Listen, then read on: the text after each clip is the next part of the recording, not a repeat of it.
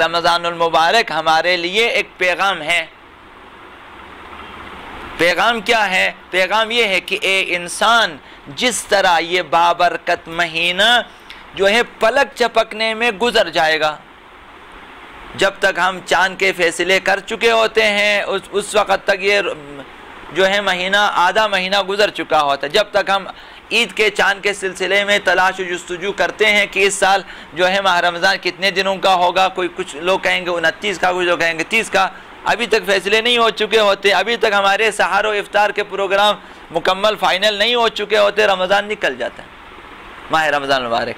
तो पलक झपकने में ये महीना गुजर जाएगा। जिस तरह हर साल गुजरता है ये महीना, इसी तरह से इस साल भी गुजर जाएगा।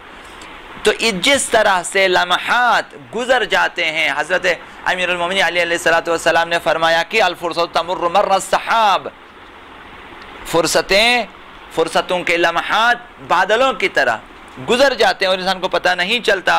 तो इसी तरह हमारी ज़िंदगी के लम्हात भी गुजर जाते हैं, हमारी ज़िंदगी के शब व रोज़ पलक झपकने में गुजर जाते हैं। माह व साल भी बादल की तेज़ी की तरह हमारे माह व साल और हफ्ते और दिन ख़त्म हो जाते हैं, गुजर जाते हैं। इंसान तवीलुल उम्र हो या कलीलुल उम्र, इससे फ़र्क नहीं पड़ता कि कोताह ज़िंदगी है या तवीलुल उम्र है। तो ज़िंदगी चाहे उम्र कम हो या ज़्यादा, सिर्फ़ और सिर्फ मेहनत का, अमल का और काम का एक मौका है। ज़िंदगी क्या है? ज़िंदगी एक मौका है अमल के लिए, ज़िंदगी एक फ़ुर्सत है काम के लिए, मेहनत के लिए। असल मसला ज़िंदगी के हदफ, मकसद और नसबुल ऐन का है, तवील व कसीर का नहीं है कि लंबी उम्र है या कोताह उम्र। मसला ये नहीं, मसला हदफ ज़िंदगी का है, नसबुल ऐन ज़िंदगी का, मकसद ज़िंदगी का है। अगर हम ज़िंदगी को बेकार उमूर में गुजार लें, बेमकसद ज़िंदगी उमूर में अगर हम गुजारें, तो हमने ज़िंदगी से सही फ़ायदा नहीं उठाया, सही फ़ायदा नहीं। इंसानी ज़िंदगी नफसानी और इलाही कशिशों के दरमियान चलती हैं। हमारी ज़िंदगी एक तरफ नफसानी ख्वाहिशात हमें खींच लेती हैं, एक तरफ इलाही कशिशें हैं। लिहाजा यही इंसान है कि इसके दिल में बातें आ जाती हैं सुबह के अज़ान के वक्त, सुबह के नमाज के वक्त, कभी आंखें खुल जाती हैं तो इंसान के अंदर से दो दो आवाज़ें आती हैं, दो दो जो हैं सदाएँ आती हैं। एक आवाज़ और एक एहसास ये है कि मुझे उठना चाहिए, नमाज का वक्त है, मुझे वज़ू करना चाहिए, नमाज पढ़ना चाहिए, मुझे मोमिन बनना है। ये भी एक एहसास और एक आवाज़ है इंसान के दिल। दूसरी आवाज़ भी है कि सो जाओ, थका हुआ है, नींद आ रही है, खैर पढ़ लेंगे। ये आवाज़, ये दोनों इंसान के अंदर है। तो एक तरफ फरिश्तों की तरफ से इल्हामात हैं, एक तरफ शयातीन के वसवसे हमारे दिलों में। तो इंसानी ज़िंदगी इन दो कशिशों के दरमियान गुजरती है, ख्वाहिशात नफसानी और इलाही कशिश। नफसानी कशिश इंसान को कजी की तरफ और इन्हिराफ की तरफ दावत दे देती है, नफसानी ख्वाहिशात, जबकि इलाही कशिश हैवानी शहवात और नफसानी ख्वाहिशात छोड़ने का और ख्वाहिशात नफसानी से मुकाबला करने की दावत जो है दे देती हैं। सिरात मुस्तकीम पर चलने के लिए क्या चाहिए हमें? जब इन दो कशिशों के दरमियान है तो सीधी राह पे हमें चलना है। सीधी राह पे चलने के लिए, सिरात मुस्तकीम पे चलने के लिए हमें अच्छी सिफ़ात से मुज़य्यन होना चाहिए। हमारे पास कुछ खुसूसियात, कुछ सिफ़ात ऐसी होनी चाहिए जो कि सिरात मुस्तकीम पे चलने के लिए ज़रूरी है। हमारा वजूद क्या है? एक खेती की मानंद है हमारा वजूद, हमारी हस्ती जो है उसमें ख्वाहिशात नफसानी और हैवानी रुझानात की मिसाल फसलों को नुकसानात पहुंचाने वाले हशरात और जड़ी बूटियों की मिसाल है। हमारी ज़िंदगी एक खेती है जिसमें कुछ फसल हैं, अब उनको नुकसान पहुंचाने वाले कुछ हशरात होते हैं और कुछ जड़ी बूटियाँ, कुछ घास फूस उस खेती में उगाते हैं कि जो असल फसल को नुकसान पहुँचाते हैं। तो हमारी ज़िंदगी में जो हैवानी और ख्वाहिशात नफसानी हैं, जो शिकम परस्ती है, जो शहवत परस्ती है, जो खाने पीने की हैवानी ज़िंदगी से लज्जत लेना हो, ये चीज़ें हमारी ज़िंदगी की खेती को उजाड़ने वाले हशरात की मानंद है।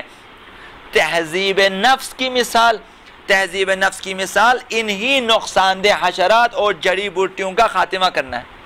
उसकी मिसाल यानी ये, अगर हमें कहें कि हम तहजीब नफ्स करें यानी क्या करें, यानी असल ज़िंदगी और असल मकसद ज़िंदगी को नुकसान पहुँचाने, यानी असल फसल को नुकसान पहुँचाने वाली जड़ी बूटियाँ और हशरात को तलफ कर दें, ख़त्म। तहजीब नफ्स की मिसाल यानी ये। लिहाजा हमें फिलफौर बुराइयों को ख़त्म करना चाहिए अपने अंदर से, क्योंकि हमारी ज़िंदगी की फसल को जो है ये जड़ी बूटियाँ खा रही हैं, नुकसान पहुँचा रही हैं। लिहाजा हम बहुत जल्द अपने अंदर से बुराइयों को ख़त्म करने की कोशिश करें ताकि तौफ़ीक़ात और तवज्जुहात इलाही के अहल बन सकें। जब हम अपना तहज़ीब नफ्स करेंगे, बुराइयों को ख़त्म करेंगे, तो खुदावंद मुतआल हमें जो है अपनी तवज्जुह से नवाजेगा और अपनी तौफ़ीक़ात से नवाजेगा।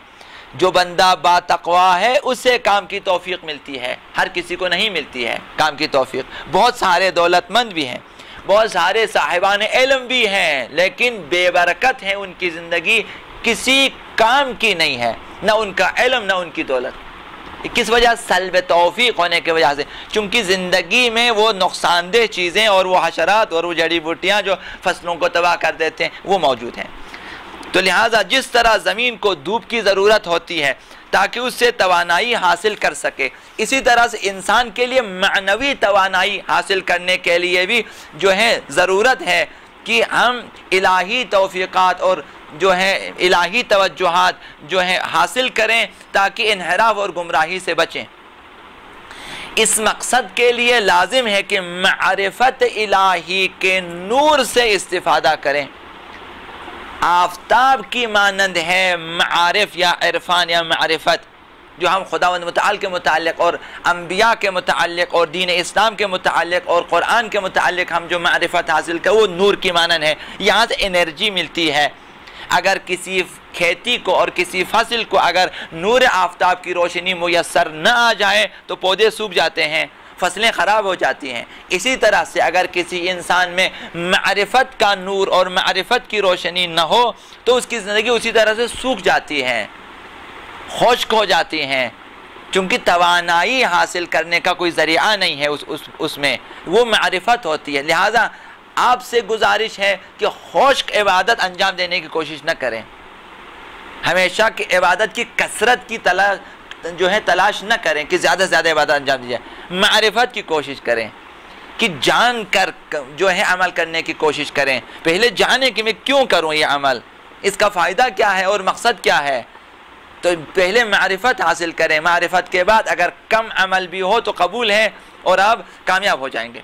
लिहाजा जो लोग मारिफत इलाहिया के ज़ेर असर आते हैं, अपनी ज़िंदगी के अजीम सरमाए से बड़ी फरासत के साथ और बड़ी दानाई के साथ इस्तिफ़ादा करते हैं, अपनी ज़िंदगी से फ़ायदा उठाते हैं, वो ऐसी निगाह हासिल कर लेते हैं, ऐसी बसीरत हासिल कर लेते हैं कि उनके लिए हर माह रमज़ानुल मुबारक की तरह हो जाता है और हर शब उनके लिए शब क़द्र बन जाती है।